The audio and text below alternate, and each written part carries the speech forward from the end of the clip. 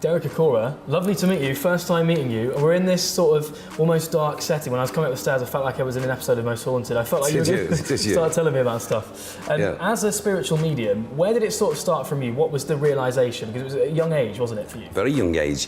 I was, at the tender age of 6, when I was in my grandmother's house being looked after at that time by my grandmother, and in pure daylight. On the stairwell, she had one of these big old Victorian houses. Yeah. On the stairwell, I turned and looked up and saw this quite a big man just standing there. But this man that we saw in Grandma's house, it turned out to be my grandfather, who'd passed away 2¼ years before I was actually born. I knew nothing about him. Now you've had a fantastic career, yeah. Been up to lots. What are some real key highlights for you? Whether it's shows you've been on, audience shows you've done. I mean, are there some real sort of standouts for you? Well, I mean, there's so many, I suppose. A program such as I did for a number of years, Most Haunted. The shock, I suppose. The shock when I was named alongside Miss Fielding as the Personality of the Year. I couldn't believe that. Now, a new experience for you, a different TV experience with Celebrity Big Brother, which you did recently, which gained you a massive following off the back of as well, from the following you already had. Yeah. That experience, when you sort of listen to other people that have been in there, it's always, it's always an interesting one. Yeah. So what was your experience in that? Well, my experience was, it was an experience, and it did fit into a lot of things I expected would happen. But there were other things that happened that I wasn't expecting. I felt as if I could take a stance of the middle of the road with a fair sort of view with all, I could try my best to make sure that I can befriend my fellow housemates and we'll get along. And I think to a degree, okay, I know it might have been calculated, but I wanted peace. I wanted peaceful time. But I also knew that Big Brother wanted something different. So I hovered in the first week or so in trying to analyse how I should go about this. And then after that, it just fitted. And so I was very surprised I stayed till the final.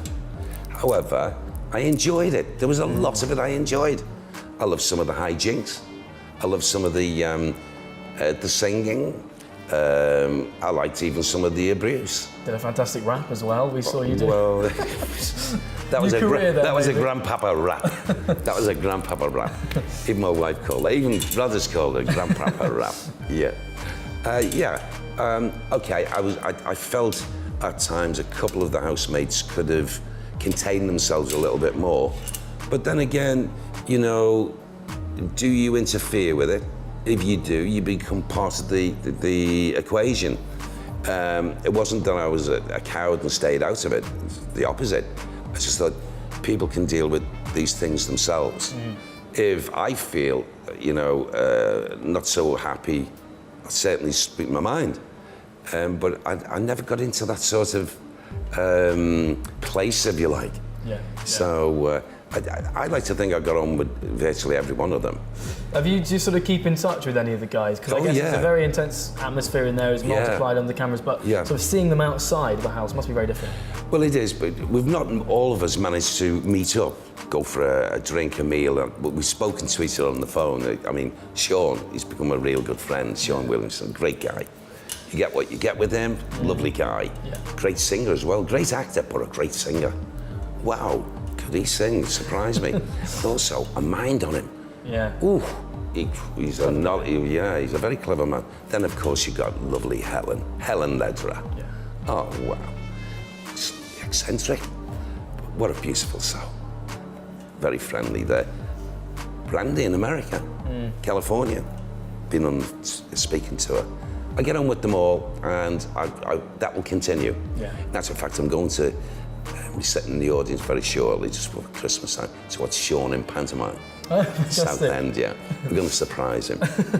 You won't be expecting that, but it's a lovely group of people. Now, aside from the show, you're also putting on your own shows. You're going to be out touring the country, aren't you, with live audience. What's that like, and where are you going to be? Where can people see you? Well, presently I'm on the 2017 Whispers from Heaven tour with Derek Acorah, and I'm all over the place, from the south to the north, and Scotland, Ireland, well, all over. So it's going to be quite busy, if not quite manic. But that's the way I like it. I like to be busy.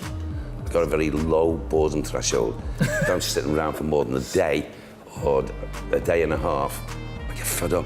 I want to be working. And of course, I love my work as well. So that keeps me going and keeps me energized.